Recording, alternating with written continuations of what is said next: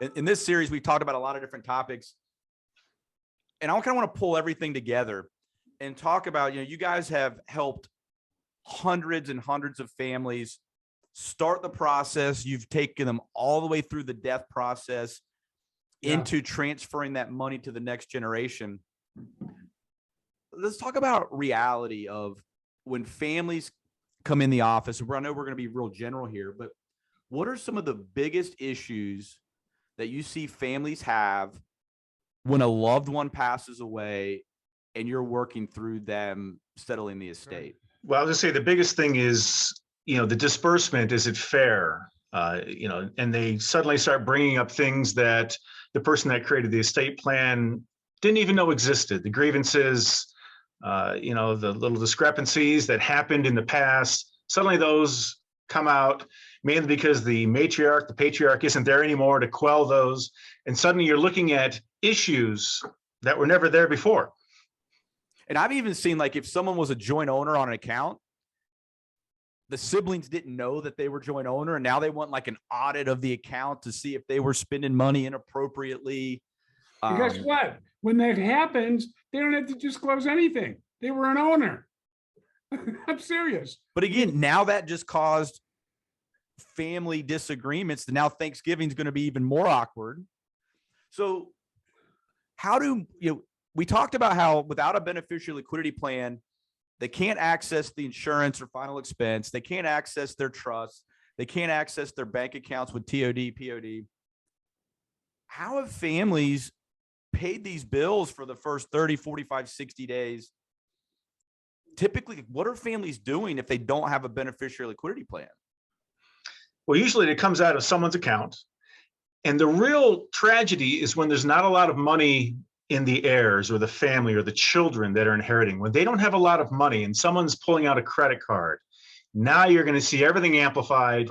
These people just start, glaring at each other, saying, who's going to cover this? We're going to have a family meeting to discuss this. And of course, always trying to get the money back, trying to even it out. Then they say, can we change the estate plan to cover these expenses? And the answer is no, you can't. It's going to have to be worked out by you guys on your own. Well, can I just say something? I just sit down twice with my wife's side of the family. When my mother-in-law passed away 25 years ago, my father-in-law 14 years ago. And we all were together at the funeral home both times. And the magic question comes, how are you going to pay? How are you going to pay? Everybody put their hands in their pockets and stare at their shoes? I'm telling you, man, it's the most uncomfortable thing a funeral director has to ask. But he's got to know how he's going to pay, where the money's coming from. It sucks. Excuse my language. It's uncomfortable, number one. And number two, having this, if the funeral director knows he's got to say okay to get his money, okay, let's just worry about everything else. Let's take care of this issue. What's left, give it to the beneficiaries. It's over. Yeah, now you can focus on the celebration of life versus who's paying the bills. And I've even seen it, Nick and Craig, where maybe like the daughter's a doctor and the son's an attorney. Maybe they have money, but then it's like, okay, well, whose credit card's it going on? Are they going to get reimbursed? Like it, and there's already money there. And I can almost 100% of the time, the person that passed away would not have wanted that tension or situation. They thought, I've done this planning. I got this chunk of money, whatever it is. My family's going to be okay. They don't understand that none of it is available for them to use and that they could have fixed it without buying more of anything, without leaving more money, just by simply repositioning a small part of their assets to make sure that's available. Here's a great example. The artist formerly known as Prince passed away with almost $400 million estate. Now, we could have a whole separate conversation about his lack of estate planning, but let's just talk about who paid for Prince's funeral. And we talked about this in our other series. It wasn't his family because they didn't have any money. They were waiting for him to die. It wasn't the state of Minnesota where he was born and raised. It was the family friend, actor and comedian George Lopez gave Prince's family $20,000 to bury him because they didn't have any money. That's right back to Nick's scenario of you're standing at the funeral home. Who's paying? Well, George Lopez stood up and paid 20 grand.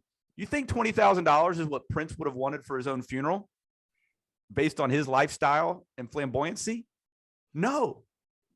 But guess what? Nobody else was stepping up to the plate, and they couldn't get to any money because they were waiting on a death certificate. Yeah. And it's hard to put the George Lopez clause in an estate plan too. Well, again, that comes back to where we call the beneficiary, the final piece to the financial plan or the final piece to the estate plan, because people have in their mind what they want to happen. Right.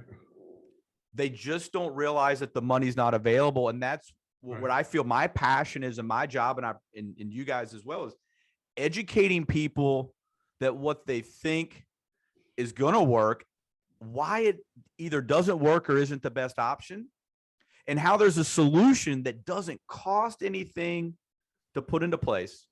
Right. As long as you care about your beneficiaries, as long as you're leaving some sort of inheritance, and don't think that inheritance means it has to be big or small, it can be any amount.